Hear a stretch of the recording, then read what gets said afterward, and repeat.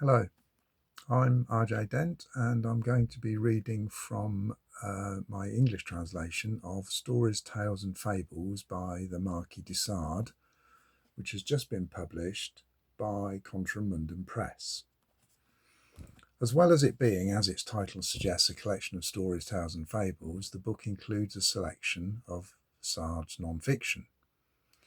The extract I'm going to read from is from some thoughts on the novel, a long essay by Sade, part literary criticism, part advice on how to write.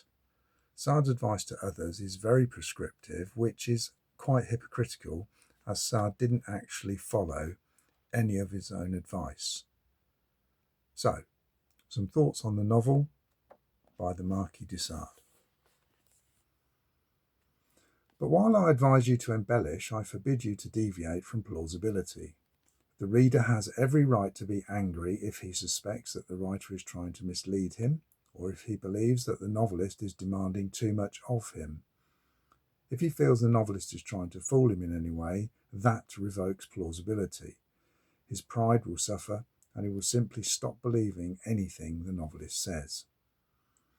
Since there is nothing to constrain you, you have the right to use as many stories from history as you please, even if it becomes necessary for you to abandon total authenticity for the sake of the delights you put before us.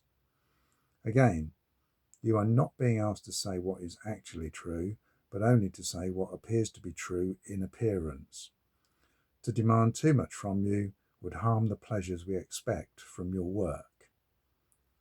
Do not, however, replace the true with the impossible, and let what you invent be well expressed.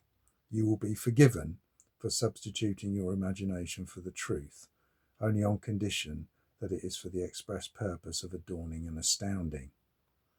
A novelist has no right to write badly when he is free to say whatever he wants.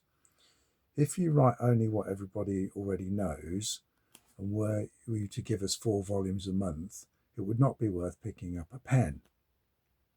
No one will force you to do this kind of work, but if you undertake it, do it well. Do not choose it as a way to earn a living.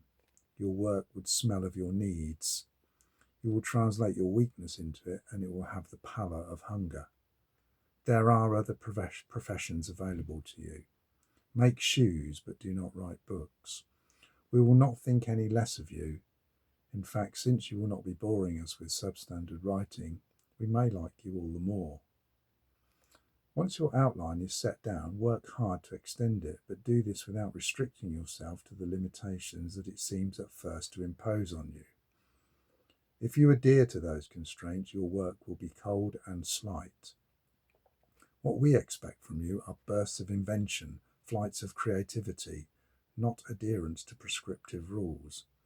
Exceed your initial draft, vary it, expand it. It is only as you work that ideas will come. Do you think that the ideas that occur to you while you compose are not as good as the ones dictated by your original outline? I only require one thing of you, and that is to sustain my interest until the last page.